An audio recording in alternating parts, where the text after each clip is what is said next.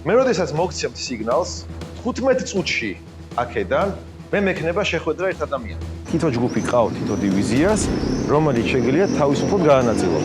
თქვენ უნდა მოახერხოთ იმ ადგილას შეხვიდეთ ყოველგვარი კანონდარღვევის გარეშე, მოლაპარაკების ზიდობის გამოყენებით იმ ადგილიდან უნდა გადაიღოთ ფოტო.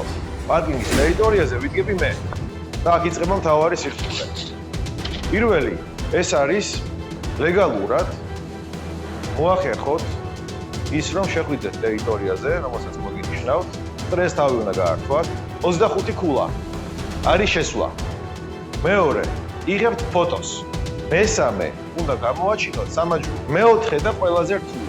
თქვენ მეორე სტრესი გემატებათ, არა მარტო ის რომ ალე მოვაწყოთ, არამედ კონკრეტულად ზუსტ დროს მოვაწყოთ.